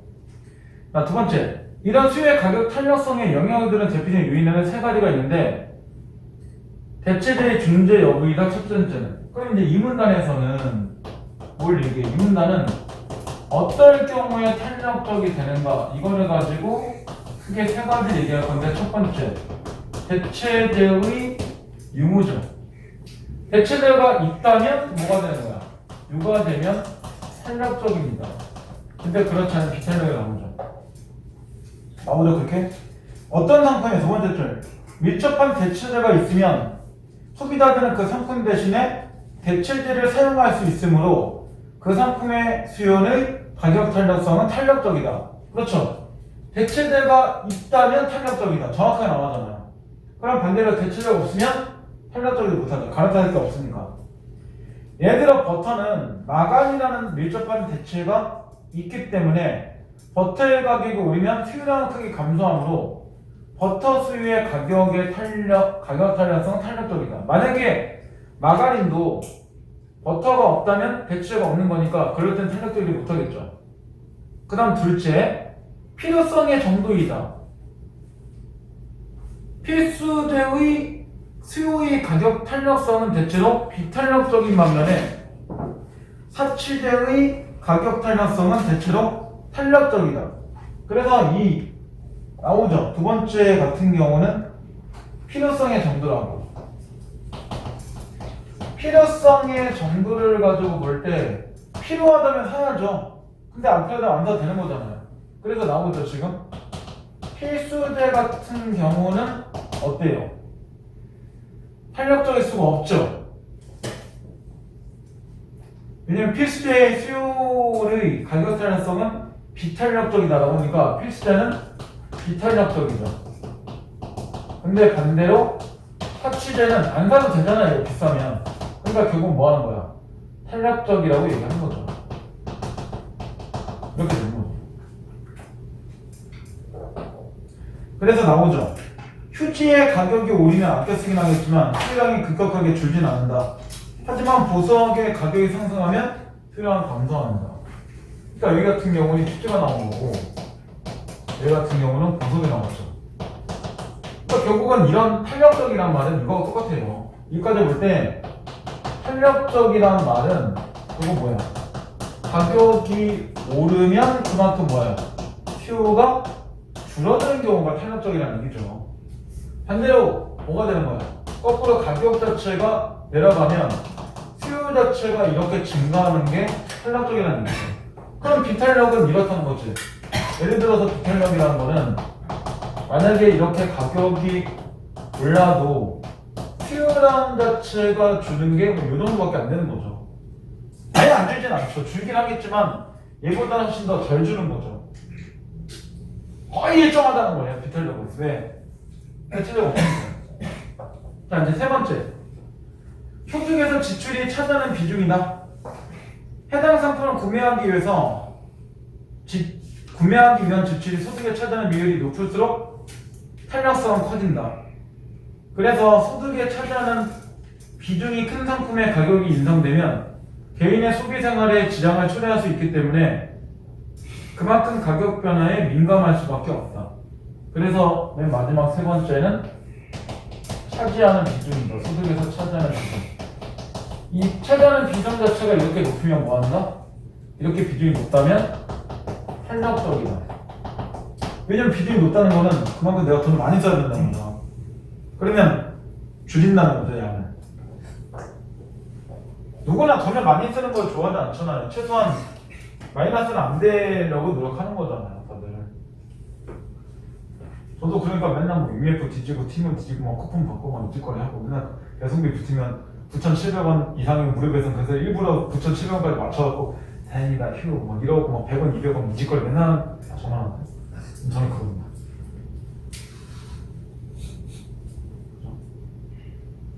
그러고 있는 겁니다. 그래 편의점 할 때 악착같이 지하 카페 쓰는 거잖아요.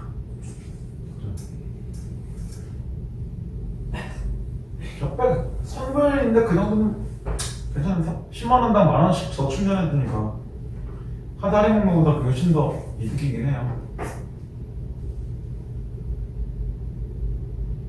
자, 그럼 이제 세 번째 문단. 드디어 이거 다시 나오죠.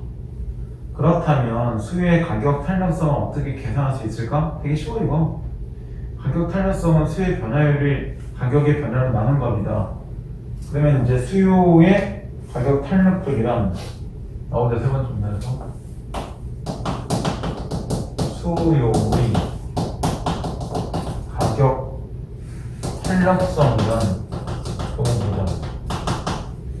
수요량의 변화율과 연수량의 변화율을 모은 거야. 말 그대로 가격의 변화율로 나눈 거죠. 만약에 가격의 변화율과 수량의 변화율이 나온다면 얘를 말 그대로 분모하고 얘를 분전해서 얘에서 얘를 나눈 거잖아요. 그죠? 나누면 이반이 나온다는 거죠. 근데 만약에 이게 안 나왔어. 그럼 뭐 하는 거야? 수요의 가격 설정을 이걸 하는 거죠. 말 그대로 수요 양의 전화분모는 그 다음 기준 수량입니다. 기준 수량으로 나눈 거를 분자로 보고 그 다음에 가격 변화분을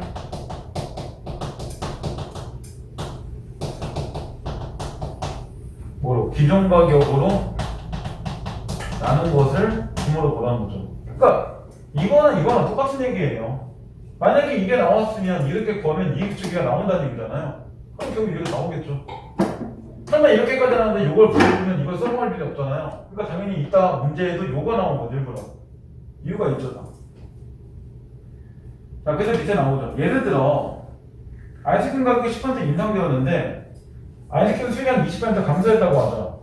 그럼 수요량의 변화율이 가격 변화율의 2배에 해당되기 때문에 가격 탄력성이 2가 된다. 일반적으로 나오죠. 수요의 가격 탄력성이 1보다 크면 즉 이런 수요의 가격 탄력성이 말 그대로 1보다 이렇게 크면 뭐한다? 탄력적이라고 얘기하고 1보다 작을 경우에는 비탄력이라고 얘기한다 라고 얘기하는 거죠. 그리고 1이면 뭐다? 그리고 1일 때는 뭐라고 한다? 반이 탄력적이라고 이야기를 한다. 이렇게 되는 거죠. 물론 이거는 나중에 이거 뭐 해야 돼? 계산해봐야지 알죠? 이 정도는 한순위 해봐야죠. 자, 수요의 가격 탄력성은 총수입에 영향을 미친다. 총수입은 상품 판매자의 판매 수익이며 동시에 상품에 대한 소비자의 지출액인데 이는 상품의 가격에 거래량을 곱한 수치로 산출할 수 있다. 계산할 수 있다. 일반적으로 수요의 가격 탄력성이 비탄력적인 경우 가격이 상승하면 총수입도 증가하지만 가격 탄력성이 탄력적인 상품이 가격이 상승하면 총수입이 감소한다. 왜? 탄력적이라는 건 분명히 가격이 오를 때 수요가 준다 그랬잖아요.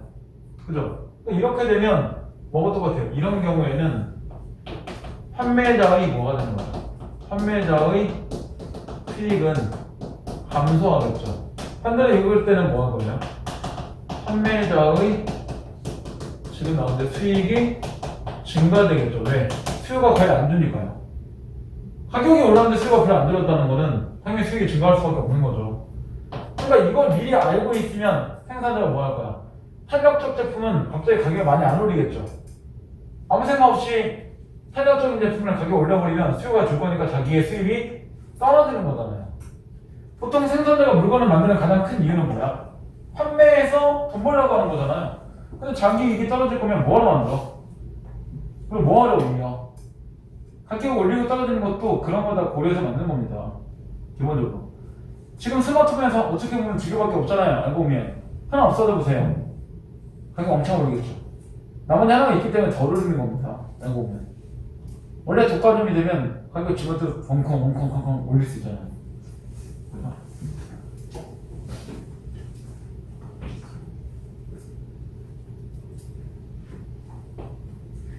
자, 예를 들어 어느 상품의 가격이 500원에서 600원으로 20% 상승했을 때 수요량이 100에서 90개로 10% 감소했다면 이 상품의 가격 탄력성은 비탄력적이다. 왜냐면 감소량이 적죠. 그리고 가격 상승이 더 크니까요. 당연히 비탄력이죠. 이게 거꾸로 될 때 20% 상승했는데 수요량이 100에서 70개, 30% 감소했다면 그때는 탄력적이 되겠죠. 그런 겁니다. 이건 너무 쉬운 산수잖아, 이 정도는. 이때 총수입은 상품의 가격의 결의량을 곱한 수치이므로 가격 인상 전에 5만원에서 인상 후 54,000원으로 4,000원 인상하게 되는 것이다. 그러므로 수요의 가격 탄력성을 파악하는 것은 판매자에게 매우 중요한 일이다. 왜? A가 되는 이유는 뭐예요? A가 왜 중요해? 그게 A의 경우죠. 이게 자기의 수익이 증가되거나 감소할 수 있기 때문에 당연히 중요한 문제가 되는 거죠. 아, 니네가 사장이야 봐. 어쨌든 가격을 물건 가격에 올리는 게 먼저가 아니죠. 내가 얼마나 더 많은 수익을 얻을 수 있는가가 고려 대상인 거죠. 왜냐? 직원 월급도 줘야 되고, 임대도 내야 되고, 뭐 부품도 사야 되고, 그러니까 사장 하지 마세요. 나중에 복잡해져요. 학원만 A4 떨어지기 전에 미리 사놔야죠. 재본하면 이런 것도 사야죠. 그죠? 미리 사놔야죠. 연자제들. 부서에 부담나는 확인도 미리 사야죠. 임대도 내야죠. 직원 월급도 줘야죠. 그러지 않을까요? 그럴 것 같습니다. 내가 편의점 지원이가 만약 편의점 해보세요. 그럼 편의점 임대도 나가겠죠. 물론 자기 건물이면 뭐 상관없겠죠. 그 다음에 거기 있는 뭐예요? 콜라 사이다, 뭐 편의점 어찌래 이런 것도 일단 먼저니까 미리 사놔야죠. 안 팔리면 또 고민하죠. 아씨, 내가 집어서 먹어도 되나? 알바생 그냥 줘야 되나? 고민하게 되겠죠. 그냥 버려야 되나? 그리고 알바비도 막 올라가면 이제 고민되고 막 그러잖아요. 그러니까 당연히 생산자는 그런 거 신경 쓰는 겁니다.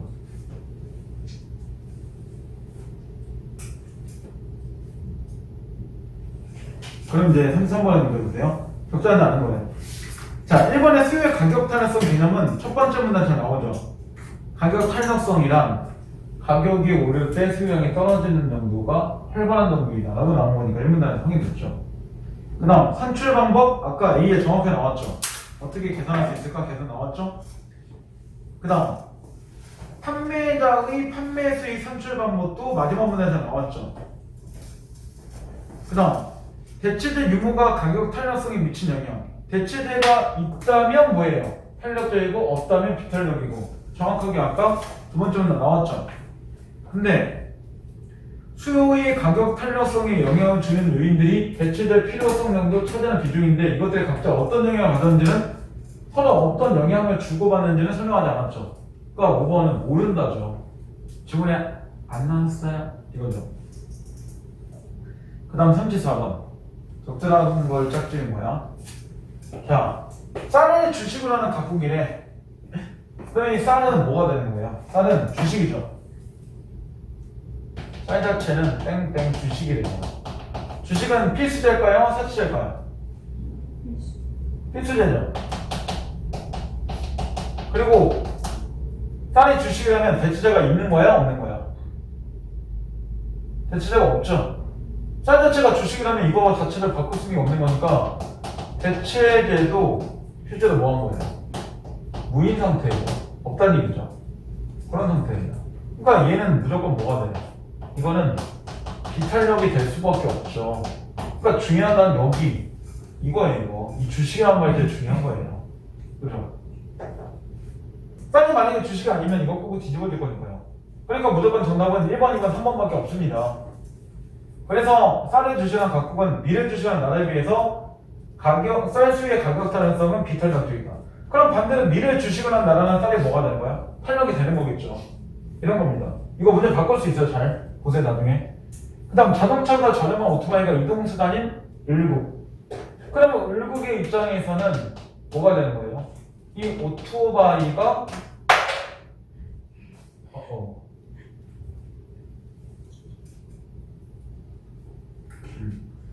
이 오토바이가 주요 이동수단이라고 나왔죠.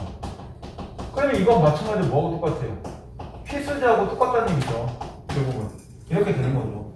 이걸로 주요 이동한다는 얘기인데, 그래서 자동차, 그럼 이 나라는 당연히 자동차를 뭐로 인식해요? 자동차가 그러면 주요 이동수단이 아닌 거잖아요. 그럼 얘는 사치자가 되겠죠. 이렇게 되는 거죠. 이 나라는. 근데 만약에 갑이라는 나라가 있는데 그 나라는 자동차가 주요 이동수단이에요. 그럼 그럴 때는 필수자가 되겠죠. 그러니까 이건 나라마다 다르다는 거. 중요한 거는 오토바이는 여기가 되는 게 중요하죠. 그래야지 이렇게 나오는 거니까. 그래서 나오죠. 자동차가 젊은 오토바이가 주요 이동수단이 을국은 자동차가 주요 이동수단인 나라에 비해서 자동차를 뭐로 인식한다? 사치제로 인식하겠죠. 사치제라면 당연히 뭐가 돼요? 사치제라면 탄력적이 되겠죠. 저기 나온 것처럼. 그죠? 사치제는 탄력적이 되는 거잖아. 보석처럼. 그럼 정답 몇 번밖에 없어? 2번밖에 없죠. 그죠? 모르겠습니다. 아까 누가 이거 정답 1번 아니에요? 계속 저는 1번이라 기억하고 있는데 잘못된 기억을 자꾸 주장하지 않죠. 1번이 될 수 있는 가능성이 제로죠. 이거 될 수가 없습니다. 그러니까 이 문제는 나중에 봐야 될 거는 이게 아니야. 무조건 여기 이거예요. 만약에 자동차가 주요 이동수단인 나라는 자동차가 무조건 필자가 될 겁니다. 그 다음 미리 주식인 나라는 쌀이 뭐가 될 거야? 사치자가 될 겁니다. 그런 식으로 바뀐다는 얘기죠. 뭐 사치자만 그렇지만 어쨌든 대치자가 있다는 걸로 보겠죠. 니네가 쌀을 어떻게 생각하는지 난 쌀을 안 먹는데 이런 게 아닙니다. 니네 생활을 연결시켜서 문제를 추천하는 게 아니니까. 아니면 니네 선생님 모두한테 물어보세요. 여쭤보시면 선생님 밀 좋아하세요? 엄청 좋아해. 그러면 선생님 밀을 필수로 문제 낼 수 있겠죠. 근데 난 밀 싫어해. 그런다면 선생님은 뭐 할 거예요? 밀을 필수가 아닌 걸로 문제 출제할 수도 있겠죠. 확률적인 거잖아요. 그죠?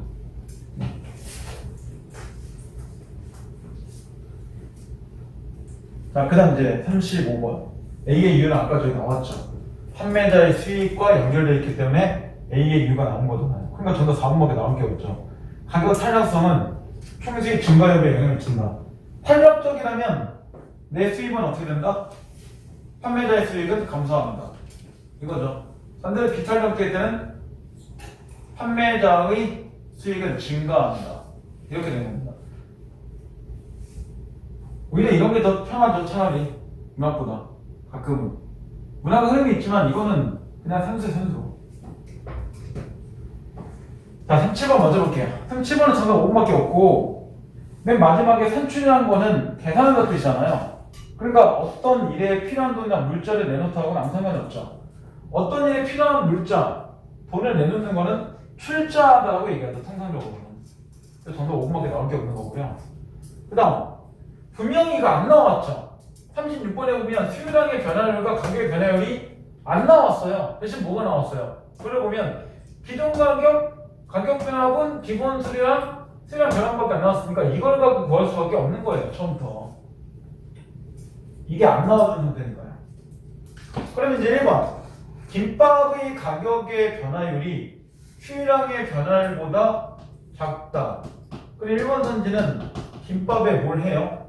김밥의 가격의 변화율 자체와 뭐하나 나오냐? 수요량의 변화율을 비교하러 나오죠. 근데 가격 변화율을 하려면 뭐 갖고 해야 돼요? 가격 변화는 여기 있죠. 그죠? 그럼 기존 가격이 얼마야 지금? 2,000원이잖아요. 그럼 2,000분의 뭐 하라는 거야? 그 다음 기존 가격분이, 즉 가격 변화분이 즉 500이니까 이렇게 하면 되잖아. 김밥의 가격 변화율은. 반대로 수량의 변화율은 위에니까 이렇게 해야 돼. 그럼 기존 수량이 지금 100이죠. 100에다가 뭐 한다는 거야? 수요량의 변화는 20인가요? 100이 어쩌면 안 되죠. 가격 변화분이 수요량이 그러니까 수요량의 변화분이 먼저니까 여기다 20을 까는 거죠.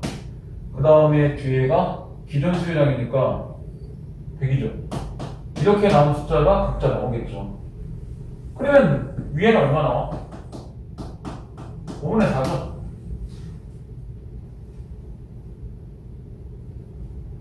맞나? 5분의 4 아니잖아요. 4, 그러니까 4분의 1이죠. 4분의 1. 여기는 얼마 나와요? 여기는 5분의 나오겠죠. 이렇게 나오는 거잖아. 그렇죠?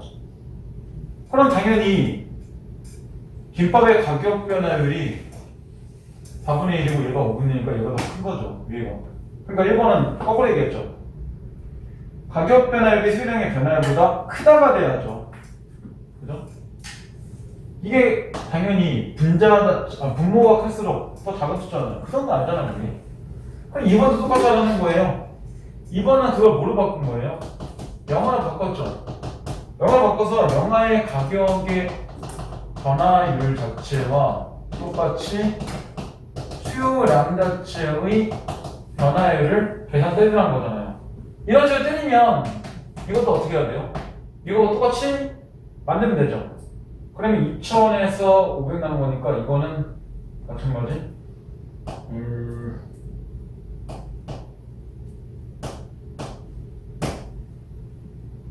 2000에다가 지금 이렇게 하는 게 아니지. 기존 가격을 먼저 깔아야 되니까 가격 변화율은 기존 가격이 지금 10,000원이죠. 10,000원에다가 뭐 해야 돼요? 2,000원 해야 되죠. 이렇게 하는 거죠. 그 다음 밑에 수요량 같은 경우는 수요량 변화율이 수요량의 변화분 수요량은 천장이죠. 천장에다가 그 다음 기존 수요량이니까 2,500이죠. 이렇게 하면 안 되잖아요. 그럼 각자 얼마 나와요? 이렇게 하니까 위에는 5분의 1 나오겠죠. 나올 거고 그 다음 수요량의 변화율은 5분의 2가 나오겠죠. 그러면 더 작다가 돼야죠. 크다가 아니라 거꾸로 되는 거잖아요. 그러니까 2번도 많이 안 되죠. 그럼 세 번째, 김밥과 영화관람권의 수요의 가격 탄력성은 1보다 작다. 이제 어떻게 해야 돼? 두 개 해봐야 되잖아. 그러면 이제 3번을 볼 때 결국 김밥의 가격 탄력성과 그 다음 영화의 각자 가격 탄력성을 해보라는 거죠. 각자 저기 나오는 수요량의 가격의 탄력성을 해보라는 얘기잖아요. 그럼 어떻게 해야 돼? 김밥 같은 경우는 이 상태가 좀 만들면 되죠. 말 그대로 만든다면 수요량의 변화율이 이쪽이니까 쉽게 가면 5분의 1분에 뭐 하는 거야? 4분의 1 이렇게 만들라는 얘기죠. 그죠? 만들라는 거고 영화 같은 경우는 어떻게 해요? 똑같이 가격 변화율이니까 5분의 1분의 수요량이니까 5분의 2 이렇게 할 수밖에 없는 거죠. 가격 4분의 1 그렇죠? 가격 그렇죠? 이렇게 만들면 되죠. 이렇게 만들면 됩니다. 그리고 여기 얼마 나와? 여기 얼마 나와? 학교 대비 다 하지 않았나요? 5분의 4. 그죠? 얘 같은 경우에 5분의 4가 나오겠죠. 그다음 얘는 그냥 2 나오잖아. 어차피 이거 똑같으니까 어차피 나온 거 하나만 같으니까 무조건 2밖에 안 나오잖아요. 그죠? 그러니까 모양이 이렇게 그리던 또 똑같잖아. 그러면 뭐 할 거야? 얘 같은 경우는 지금 1보다 작죠? 얘는 1보다 크죠? 그럼 얘는 뭐가 돼요? 당연히 1보다 작으니까 비탄력이죠. 여기는 1보다 크니까 탄력이 되는 거잖아요. 이렇게 되는 거죠. 이거 계산 다 했었을 거 아니야. 이미 좀 학교에서 며칠 전에 했을 거 아니야. 그죠? 이렇게 해줬을 겁니다. 학교에서. 안 해도 이 문제 풀 수가 없으니까요. 그러면 뭐가 되는 거야? 3번 같은 경우에 가격 탄력성 1보다 작다는 얘는 맞지만 영화는 아니죠. 그러니까 모두는 아니죠. 3번 저는 안 되고.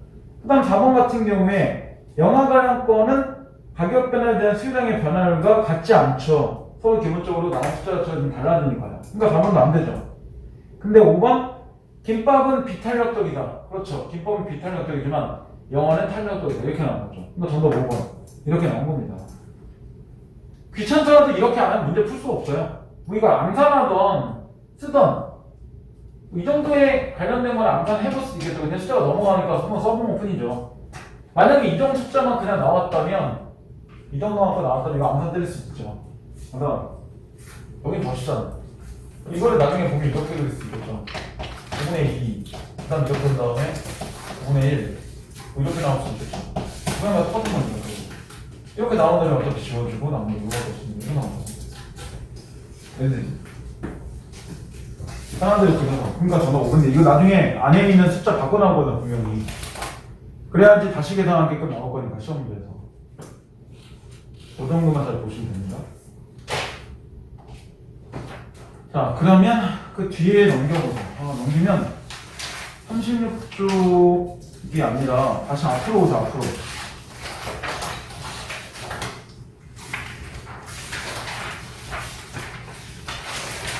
자, 이쪽 엄마의 말도 보세요.